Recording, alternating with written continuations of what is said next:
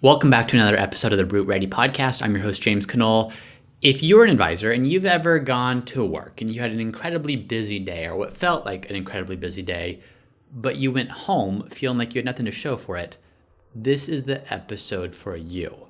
So often as advisors, we spend our days doing so many different things, thinking that we're being productive, and at the end of the day, it just doesn't feel like that. We feel worn out, we feel beat down, but we don't actually feel like we got anything done. And there's a quote that we're gonna go over. I'm gonna go over this a few times probably, and provide some context around how we as advisors can take this, can understand this, and apply this in a way to make ourselves far more effective in the pursuit of our goals. And by goals, I don't just mean our personal goals and ambitions, but the goals that we have to serve our clients as effectively as we possibly can. The quote is this. Many of you probably heard this before. This is from Robert Brault. He says, "We are kept from our goal, not by obstacles, but by a clear path to a lesser goal." So what does that mean? Well, to frame it differently or to add some context to this, we oftentimes think that, I'm not reaching my goal because there's an obstacle in the way. There's something preventing me from doing it. And what this quote is saying is there's no obstacle, but to get to the real goal, the meaningful goal, the impactful goal that will actually get you to where you want to go, it's not so much obstacles that we have to be aware of, it's these easier paths to lesser goals. So let's provide some context here. Let's start with understanding what your goals might be. Now, your goal might be a personal goal. If you're an advisor, maybe it's to pass the CFP exam, maybe pass another exam just like that. Maybe it's to master different topics, whether it's investments or estate planning, whatever the case might be. It might be a personal goal like that. Or more often, where I see this is it's client goals. It's not uncommon to say, let's you meet with a client, and this client informs you they're moving across the country to take a new job offer and lots of exciting stuff, but you walk away from that meeting with 10 different action items.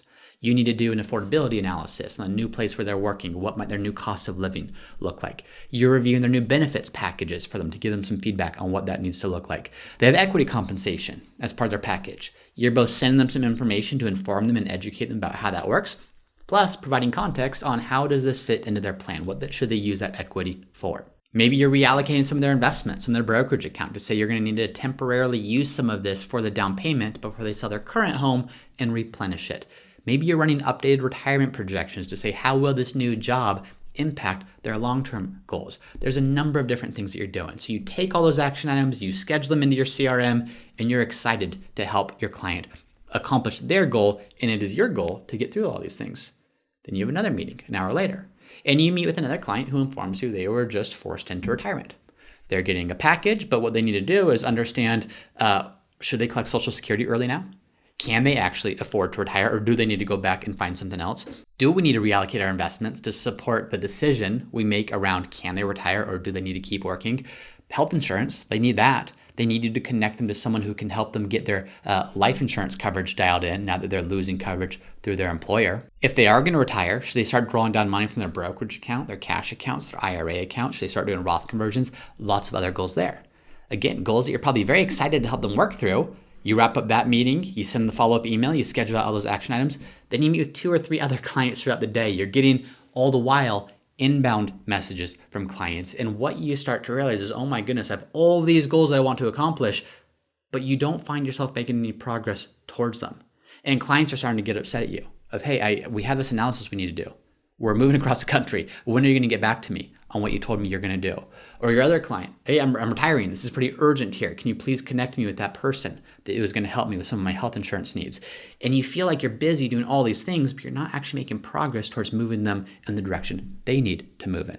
Why is that? Well, let's go back to our quote. We're kept from our goal not by obstacles, but by a clear path to a lesser goal. Here's how I like to think of this. I like to relate this in some ways to, why do people eat comfort food? You had a long day, a stressful day, you go home and you just snack on potato chips and ice cream sandwiches. Why is that? Well, the demands of your day release cortisol into your body. So from a scientific standpoint to start, there's cortisol flowing through your body, which is the stress hormone. Well, what does your body want when they're stressed? It wants dopamine. And these things like potato chips, like ice cream, like comfort foods, they release dopamine immediately. It's a very easy trigger to release dopamine. Now, it's super shallow. It doesn't last, but it gives you that immediate sense of gratification that we're looking for when we're stressed. Well, same thing happens in the work world. Oh my goodness, I got this client moving across the country. I've got this client retiring. I have this client that needs something. I have that client that needs something. It's hard work. to prioritize what needs to be done first and execute upon that. Not only is it hard work, but it's the end of the day. You've just had 3 meetings, 4 meetings, 5 meetings. All you want to do is give yourself a little mental reprieve. So what do? You take the equivalent of the comfort food. But in this case, it's checking emails. It's checking Slack messages. It's checking social media. Those little things that you're doing, in the same way you get cheap calories, cheap dopamine from the ice cream sandwiches, you get cheap dopamine from Slack notifications, from emails. Even if it's another responsibility, there's that notification. You're drawn to it. If you feel like checking it is in some way making you productive, but it's not. What it is that's the lesser goal that we're talking about in the quote. We're kept from our goals not by obstacles, but by a clearer path to a lesser goal. It feels productive to go through your Slack messages. It feels productive. It feels productive to check your email inbox. But if we're honest with ourselves, how often are we checking the same 5, 10, 15, 30, 50, whatever it is, messages over and over and over again? Yeah, I could go do this affordability analysis. Gosh, that's going to take a little bit of work, a little bit of effort. It's easier to go through my inbox again. Is there any cheap email I can get rid of? Is there any easy access or easy thing I can do to feel like I'm being productive? That's what keeps us from our goal. So as advisors, we need to recognize that to get to our actual goal, whether this is personal, pass a CFP exam, something like that, or whether it's for clients, which we absolutely need to make sure we're staying on top of.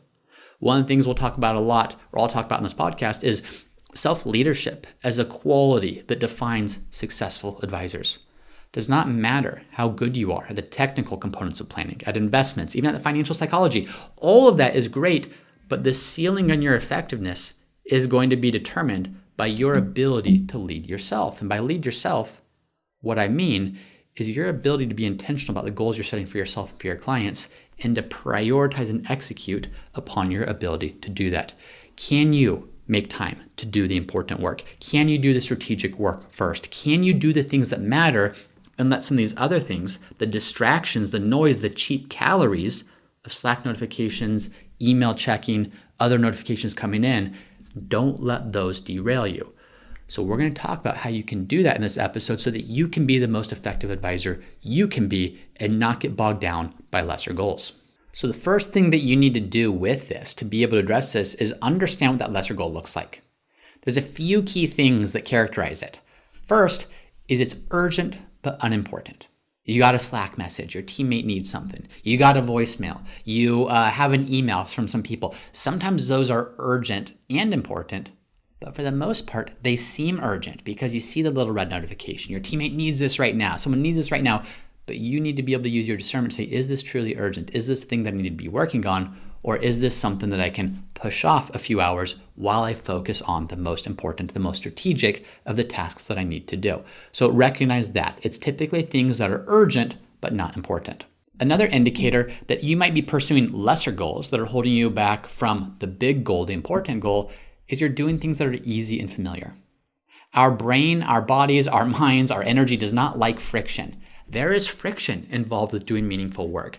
There's this whole concept of flow and this whole flow state thing where you can get in the zone and actually do meaningful work and feel like you're in this flow state. There's about 15 minutes of friction that you're going to go through. You're going to be sitting with a problem, sitting with a solution, sitting with that retirement analysis, that home purchase analysis, the things that you need to do. It doesn't just come like that. It takes time with it. And in that friction, your mind is telling you to do anything besides that. Go check social media. It's an easy dopamine hit. Go check your email inbox. You'll feel productive. Go check your Slack message. You're probably helping out your team member by doing so. You have to ignore all that. You're being drawn to the easy and familiar. We need to force ourselves to say we're going to focus on the things that are strategic and that we need to be doing. And then the final indicator that what you're doing is probably a lesser goal is it provides instant gratification. If you're doing something that gives you instant gratification, it's the equivalent of that potato chip. It's the equivalent of that Dorito. Instant gratification, but not moving you closer. It's cheap calories, it's cheap dopamine, it's cheap instant gratification. That's not what we're looking for. If you want to be the best you can be, do meaningful work. That instant gratification is how you're going to feel busy all day long. You're checking boxes. You're doing things that are easy. You're checking Slack. You're responding to things that are easy to respond to. And you go home saying, I'm exhausted because I was busy all day, but I had nothing to show for it. Now, contrast that to the person that sets time aside, does really important, meaningful work, strategic work. It's hard. It takes several minutes to get into that flow. It takes discipline to tune out some of the distractions, to put your phone in the other room, to turn off all notifications, to close out Slack. But you're going to walk away from that day feeling incredibly energized. So it's that whole concept of easy decisions, hard life, hard decisions, easy life. Do the hard thing, your life will be easier for it. Do the hard thing and you'll move closer and closer to your goal as a result of it. So recognize that. What's the indicator of a lesser goal? It's something that's easy, it's something that's familiar, it's something that provides instant gratification. It's not helping you move closer to your goals or move your clients closer to theirs. So what do you do? How do you get better at this? Probably the next episode, the next couple episodes, I'm going to be releasing what we have as kind of our advisor performance standards, our team performance standards, and putting it together in a format that I'm going to release publicly as well. But until then, I'm going to give you some quick hit things. The reality is this should be a much bigger picture thing. This should be tied towards your personal goals, long-term, your annual goals, both personally and within the company. And I'm going to give you a framework for how to think about that. But in the meantime, what I'm going to do today is just some quick hit things, some tactical things to think about so that you can be the best, you can be the most effective advisor you can possibly be. The first thing that you need to be able to do is prioritize. Every single week, you should have a list of what are the top 3 things I need to get done this week. There's a million things on your plate. There's client stuff, there's personal stuff, there's team stuff, there's a million things. But what are the 3 things that if nothing else gets done, if you got those 3 things done, you would feel like you're making progress?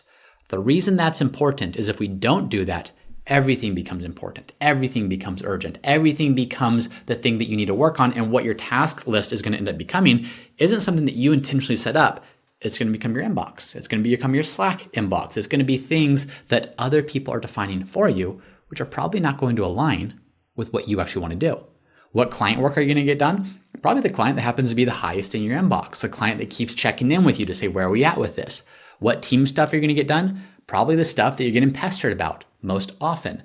Now, you're ultimately going to get it done, but only when people have asked you enough times. So that's a horrible way to run your actual task management system, how you're actually getting things done. Set a weekly top 3. Here's the 3 things I need to get done this week, and do the same thing every day. Prioritize. Before you wrap up each day, write down the top 3 things you want to accomplish the next day. The reason this is so important to do before you start the next day is the next day, you're not going to have the same context that you have right now. So if I'm at the end of the workday, I know what's going on, I know it's urgent, I know what I need to get done. If I can take 5 minutes, 10 minutes, 15 minutes to say, okay, full day, here's what I need to get done, or here's what I did get done. Tomorrow, what are the most important 3 things I can do to move myself closer to the weekly top 3 that I have? If you can do that, what you're doing is you're saving yourself so much time on the front end so that tomorrow morning when you wake up, you crack open your computer, you start seeing what's going on, you're not going to spend the first several minutes just kind of sifting through stuff and starting to get pulled in different directions. You are already fully focused on here's the things I need to start doing first, and you can fully attack them. The next thing that you can do is block off focus time. Ideally, this is the first thing that you do at work every day. Whether it's the hours of 8:30 to 9, 8:30 to 9:30, if you're a morning person before the family wakes up, whatever it needs to be, if you can block off time so that before you get into the tactical being respond to emails, respond to clients, respond to team, things that matter, things that you absolutely cannot neglect. But if that's all you're ever doing, you're never making meaningful progress. Spend an hour, spend 2 hours ideally, but as much as you can, even if it's just 30 minutes, focusing on the strategic. The strategic is what are the strategic things I can do? What are the impactful things that I can do such that by doing them, I am moving closer to my goals. I'm moving my clients closer to theirs. Do not block off focus time and then just read through emails, respond to emails. Now it could be there's some important stuff in your inbox. There's some urgent requests in your inbox. Well, great.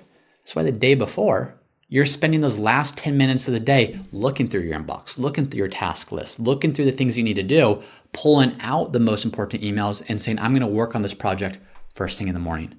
But the second you jump into your inbox, the second you jump into Slack, your day is no longer your own. Your agenda is no longer your own. There's other people needing things from you, and you're not going to be able to focus on the important work, the strategic work. So focus for 30 minutes, an hour, 2 hours if possible, doing the strategic first before jumping into the tactical. Next thing you can do is time block. There's a couple things that I want to point out in this. Time blocking, number one, don't check your inbox 100 times a day. That is, as I mentioned before, the perfect example of a lesser goal. I feel like I'm being productive. I feel like I'm being mindful of what's coming in. I feel like what you're doing, you're feeling that, but it's not actually doing anything. If you're checking your inbox 100 times a day, that's 98 times that you could have been doing something far more important. Set a schedule for how frequently you check your inbox. This could be 11 a.m., this could be 2 p.m., this could be 4:30 p.m. Batch the time that you spend actually responding to email. If you do that, you'll be shocked how quickly you can actually get through your inbox, way faster than if your inbox is, or your approach to your inbox is, read through everything and you know that every 5-10 minutes you're going to be reading back through it.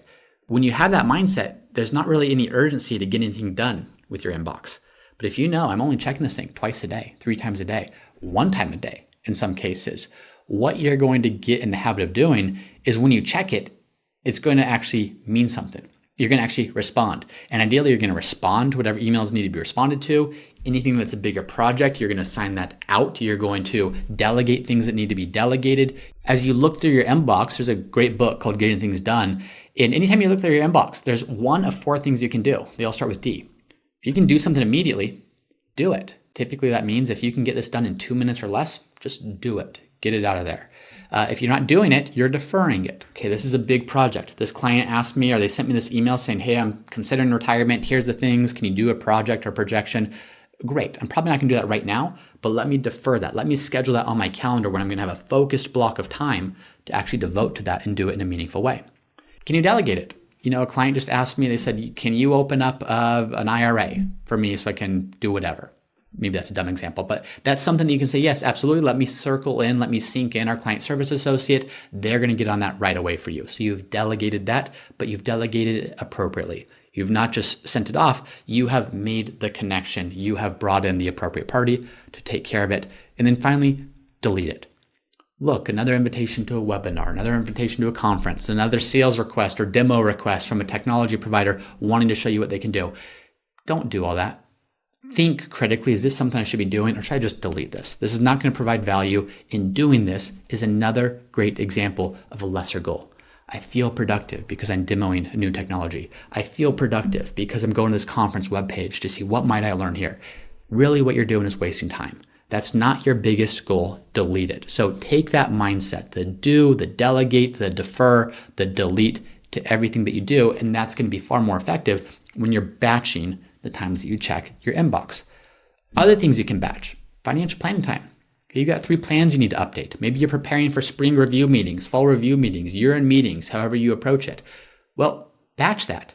There's such thing as context switching, where every time you change context, going from email to planning to prospecting to whatever you're doing, your brain doesn't automatically just switch over like that.